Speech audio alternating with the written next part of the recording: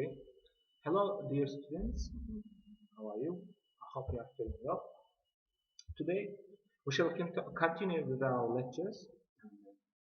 Today's theme is morphology as a part of grammar, types of distinctions between morphology and syntax, units of morphology such as morpheme, allomorph, morph, and its distinction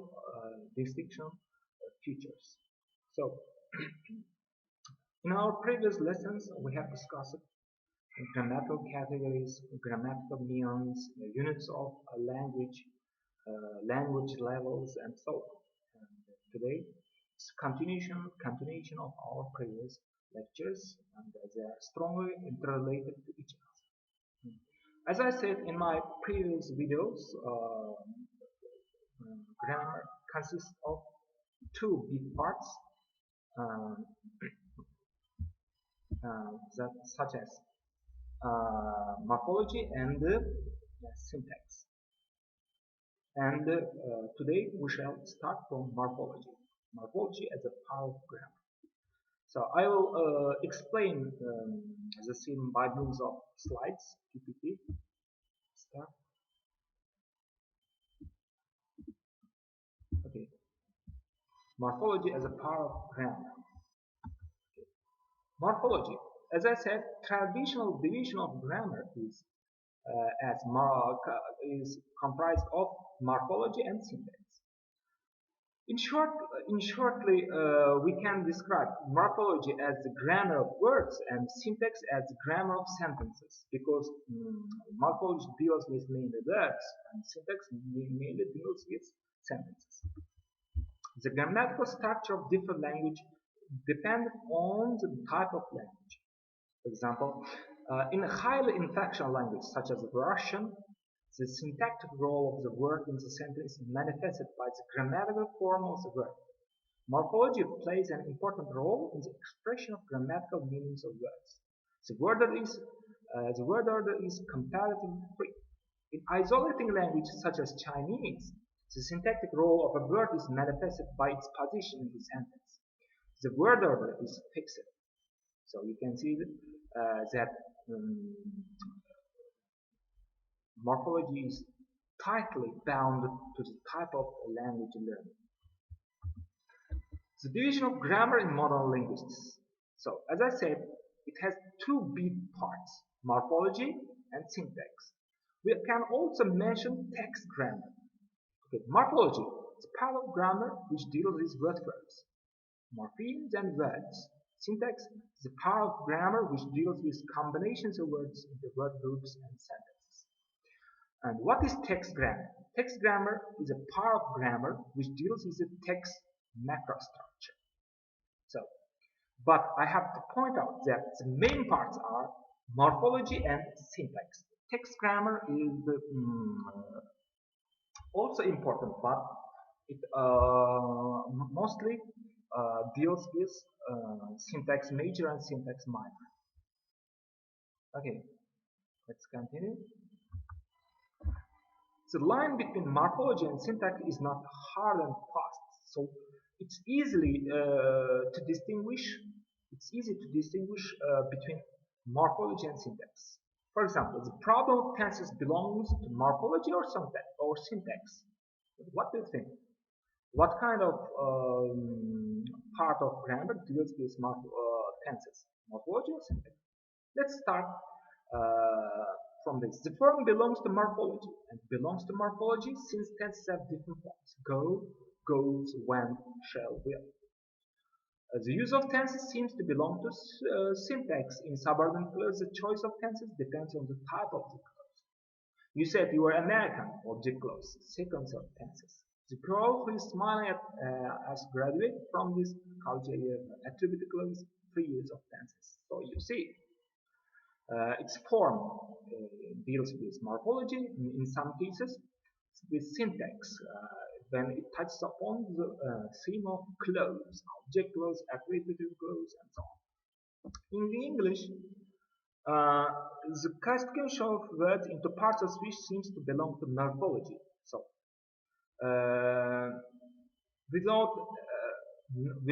without any doubt, we can say that part of speech is the main subject of morphology. In English, we can't be able to determine what part of speech a word is if it's not regarded as a word group or a sentence.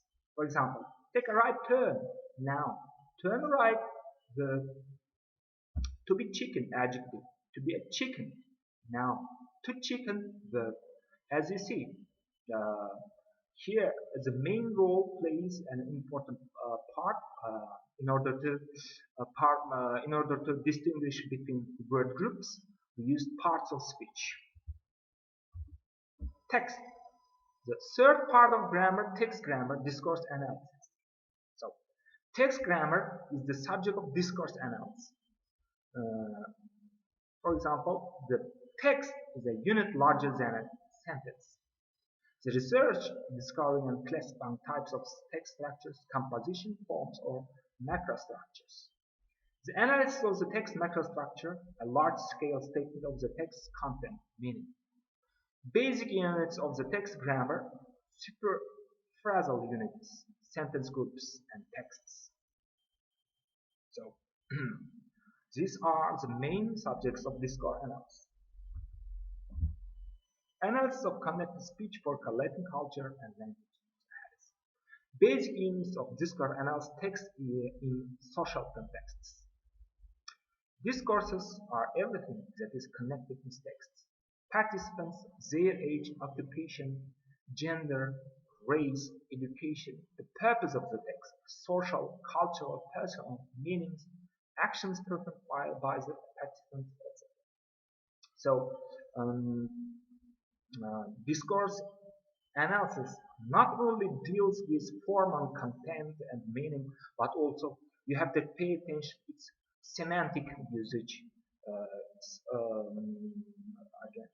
social context also.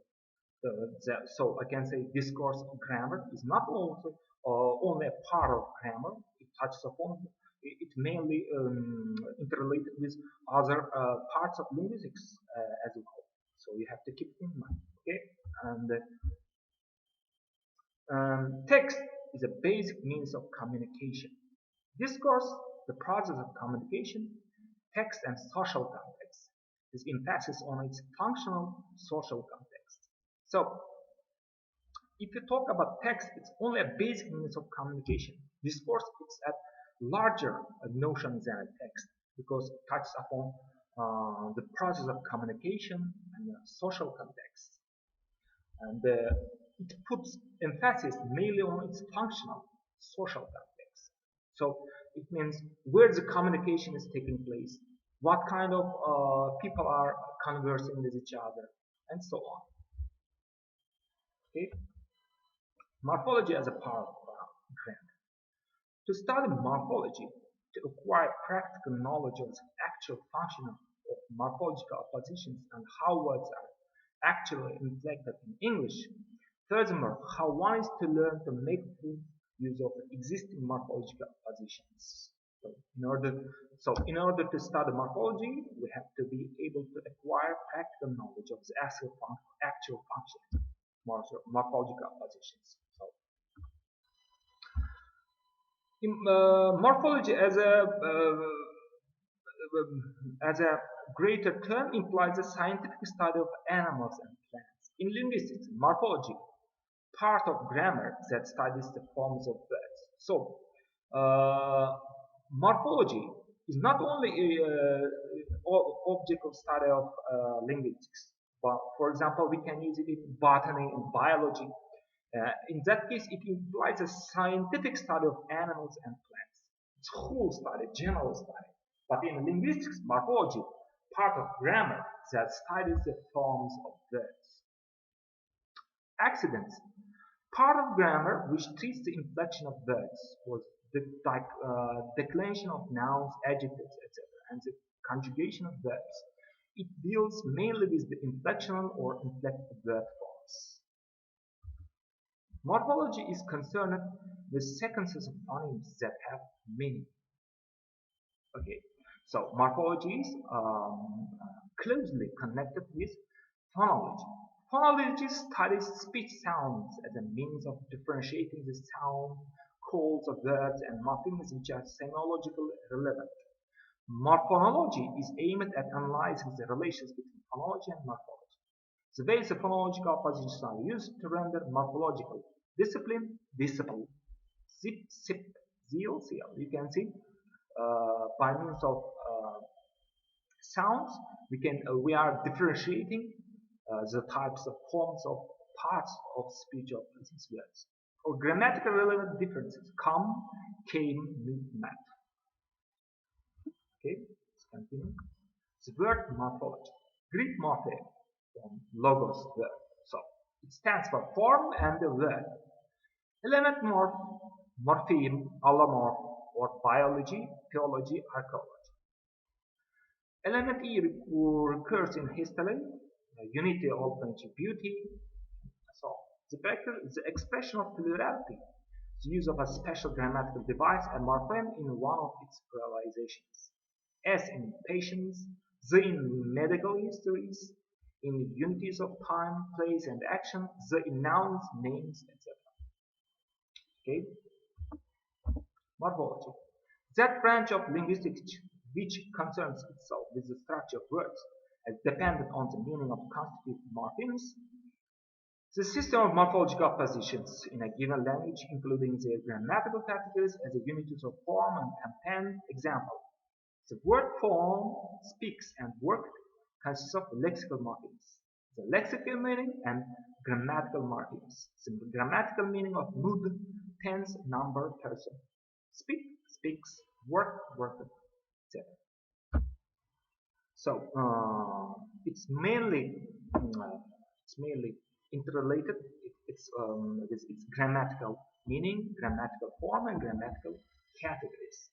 So let's continue. Morphology and morphonology. In common, a certain unit acquires a meaning and becomes semiologically relevant only in position with other units within the same system. With phonology, morphonology, and morphology, phonemes and grammatical morphemes have no individual extra-linguistic reference. They become units of language only when mutually opposed. T and the, for example, in task and dusk. T and the in asked and cried. So you can see the differentiation between morphology and their interrelations here. A morpheme. The central notion of morphology. Morphemes, prefabs for building words, the grammatical forms of words, but unlike words, they aren't autonomous. Bidin de Courtenay said, the morpheme is the smallest meaningful part of the word. Bloomfield said, the morpheme is the minimum linguistic form. Joseph Vendry said, semantimes, morphemes are included all the functional meanings of the language, word and poem building morphemes, function words, prosodic means, and so on. So you can see different definitions to morphemes by different linguists here. Meaning of words. Conceptual, they are related to concepts. The word friend evokes in our minds the concept of a friend, which may be different in different cultures. Meaning of morphemes, very specific. Word more abstract and wider. So here you can see a word versus a morpheme. What is the distinction between a word and a morpheme? So words conceptual, there is a context. Meanings of words is very specific, more abstract and wider. Root morphemes have associative meaning. For example, morpheme friend. They look at associations with many concepts. A friend, friendship, befriend, friendly. Okay, let's continue. Discontinuous morpheme consists of an auxiliary element and a suffixional morpheme, and which is used to build analytical forms of words. For example, to be, ing, is doing, have, ed, have disappeared. To conclude, a morpheme is the smallest meaningful unit of the language, not a part of the word, which as it appears may be larger than a word in the case of analytical forms of words. Morphemes can be classified according to several principles. 1. Position in the word. 2. Function. 3. Material form. And Fourth, distribution. So word morphemes are subdivided into central root morphemes, peripheral, affixational morphemes. For example, successful, unusual, rebuilding, successful, unusual, rebuilding, and so on. So according to their function, morphemes fall into two classes: notional morphemes and functional morphemes. Notional morphemes serve as the carriers of the material part of the lexical meaning of a word, while functional morphemes change either the lexical meaning of the word, building or inflectional morphemes. Okay, notional versus functional morphemes. They can change their status in the course of time. Notional, functional. For example, by the level of word building suffixes, dom and ku build from root morphemes. The function of morpheme, man, seaman, postman, derivation morpheme, or air, sailor, officer, is unique. Man functions like a suffix, man, female, postman. So, occasionally suffixes are used as notional words for expressive purposes. For example, you shouldn't be against Europe. You should be against the French. They are colonialism. Isms under grades give me facts. Okay. So these are main notions about morphology, morphemes, structures within morphology, the difference between morphology and syntax. I hope you liked this video. See you, bye bye.